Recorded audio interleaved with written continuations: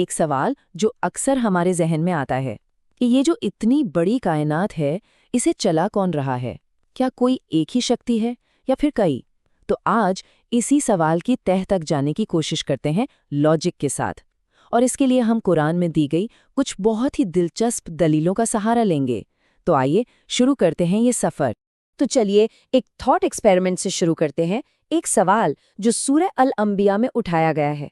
जरा सोचकर देखिए, अगर इस पूरी कायनात को चलाने वाला एक नहीं बल्कि कई खुदा होते तो फिर क्या होता? क्या तब भी सब कुछ इतना परफेक्ट होता या फिर हर तरफ अफरा तफरी मच जाती? देखते हैं कि लॉजिक हमें किस तरफ ले जाता है। तो सबसे पहली दलील वो एक बहुत ही बेसिक, बहुत ही फंडामेंटल प्रिंसिपल पर टिकी है। वो ये कि कोई भी बड़ा कॉम्प्लेक्स सिस्टम हो, उसे ठीक से चलाने के लिए सिर्फ और सिर्फ एक ही लीडर हो सकता है। और कुरान का पहला तर्क इसी बात को बिल्कुल साफ कर देता है कि अगर एक से ज्यादा खुदा होते ना, तो ये पूरा का पूरा निजाम, ये जमीन आसमान, सब कुछ बिखर चुका होता, तबाह हो चुका होता। बैलेंस तो भूल ही जाइए, सिर्फ तबाही होती। और ये कोई हवाई बात नहीं है, हम इसे अपनी रोजमर्रा की जिंदगी में भी देखते हैं। किसी भी बड़ी कंपनी को देखिए, कितने सारे डायरेक्टर्स होते हैं, मैनेजर्स होते हैं, लेकिन सीईओ वो तो एक ही होता है ना, क्योंकि टॉप पर एक ही लीडरशिप पूरे सिस्टम को एक डायरेक्शन में रखती है। और यही लॉजिक, यही दलील कायनात पर भी लागू होती है। इतनी बड़ी, इतनी विशाल व्यवस्था को चलाने के लिए एक ही सुप्रीम पावर का होना जरूरी है। तो देखिए, जब एक सीईओ होता है तो एक क्लियर विजन होता है, एक डायरेक्शन होता है, सब कुछ स्मूथ चलता है। लेकिन जैसे ही दो बराबर के बॉस आ गए तो क्या होगा? राय अलग अलग होंगी, टकराव होगा और नतीजा पूरा का पूरा सिस्टम फेल हो जाएगा, ठप पड़ जाएगा। अच्छा, अब आते हैं दूसरी दलील पर। ये और भी गहरी है। ये बात करते हैं पावर के नेचर की, कि कैसे जब दो बराबर के शासक होते हैं तो उनमें एक पावर स्ट्रगल होना लाजमी है।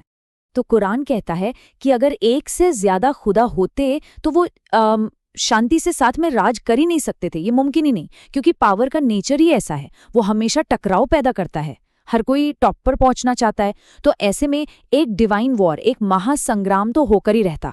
और इसका सबूत हमें इतिहास में मिलता है। जरा पुराने साम्राज्यों को याद कीजिए। एक बड़ा बादशाह होता था और उसके नीचे कई छोटे छोटे राजा। वो हमेशा आपस में लड़ते रहते थे, ज्यादा पावर के लिए, ज्यादा प्रभाव के लिए। और जैसे ही मौका मिलता, फट से मुख्य सिंहासन पर कब्जा करने की कोशिश करते। ये पावर का खेल है। तो कुरान की दलील ये है कि यही सेम प्रिंसिपल डिवाइन पावर्स पर भी लागू होगा। तो ठीक है, मान लेते हैं कि ईश्वरों में लड़ाई होती। अब आते हैं तीसरी दलील पर, कि अगर ये डिवाइन वॉर होती तो उसके नतीजे क्या होते? इस कायनात का क्या होता? तो पहला नतीजा बड़ा भयानक होता। कायनात टुकड़ों में बंट जाती। सोचिए, हर खुदा अपनी बनाई हुई चीजों को, अपने ग्रहों को, अपनी गैलेक्सीज को लेकर अलग हो जाता। ब्रह्मांड की जो ये यूनिटी है, ये एकता, वो खत्म हो जाती। और अगर ऐसा नहीं होता तो दूसरा नतीजा इससे भी ज्यादा खतरनाक होता।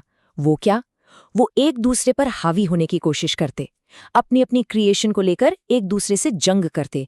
एक ऑल आउट डिवाइन वॉर शुरू हो जाती। चलिए, अब इस हाइपोथेटिकल दुनिया से बाहर आते हैं और अपनी असल दुनिया को देखते हैं। एक सवाल पूछना जरूरी है, क्या हमें अपनी इस कायनात में ऐसे किसी झगड़े, ऐसे किसी बंटवारे का कोई भी सबूत मिलता है? इसका जवाब है बिल्कुल नहीं, जीरो। जब हम यूनिवर्स को देखते हैं तो हमें कोई लड़ाई नहीं दिखती, बल्कि अरबों सालों से चलता आ रहा एक परफेक्ट सिस्टम, एक परफेक्ट हार्मनी दिखाई देती है। ग्रहों का घूमना, तारों का बनना बिगड़ना, सब कुछ एक ही कानून के तहत हो रहा है। ये जो कॉस्मिक शांति है, ये इस बात का सबसे बड़ा सबूत है कि यहाँ सिर्फ एक ही पावर का राज है, जिसे कोई चैलेंज करने वाला नहीं। तो अब तक हमने लॉजिकल दलीलों की बात की। अब आते हैं आखिरी हिस्से पर, जो सिर्फ लॉजिक नहीं बल्कि ठोस साइंटिफिक सबूत की तरफ इशारा करता है। इस कॉन्सेप्ट को कहते हैं तौहीद, मतलब वननेस या एकता का सिद्धांत। और ये सिद्धांत क्या कहता है? ये कहता है कि बनाने वाले की एकता उसकी क्रिएशन की यूनिकनेस में झलकती है। मतलब उसकी बनाई हर एक चीज अपनी आप में अनोखी है, बिल्कुल यूनिक। और सबसे कमाल की बात यह है कि आज साइंस भी इसे यूनिकनेस को कंफर्म करता है। सोचकर देखिए, एक ही इंसान के दाएं और बाएं हाथ के अंगूठे का निशान भी सेम नहीं होता। हमारी आंखों का जो पैटर्न है वो दुनिया में किसी और का नहीं हो सकता। और तो और जो आइडेंटिकल ट्विन्स होते हैं, जो बिल्कुल एक जैसे दिखते हैं, उनका थर्मल इम्प्रिंट यानी उनके शरीर से निकलने वाली गर्मी का पैटर्न भी अलग होता है। और ये यूनिकनेस कितनी एब्सोल्यूट है। आज तक साइंस को नेचर में 2 ऐसी चीजें नहीं मिली हैं जो 100% आइडेंटिकल हों। एक भी नहीं, 0। ये एक माइंड ब्लोइंग फैक्ट है। तो सवाल उठता है कि ये जो इन्फिनिट वैरायटी है, ये जो हर चीज में परफेक्ट यूनिकनेस है, ये आखिर है क्या? ये एक ही अकेले सुप्रीम क्रिएटर का सिग्नेचर है। ये इस बात का सबूत है कि इस पूरी कायनात को बनाने वाला सोर्स सिर्फ एक है। तो आखिर में ये पूरी लॉजिकल और साइंटिफिक जर्नी हमें एक ही नतीजे पर लाकर खड़ा करती है। अल्लाह जो अर्श का मालिक है, वो सबसे महान है।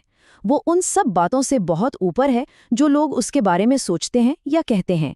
वाकई इस कायनात को बनाने वाला और चलाने वाला सिर्फ एक ही है।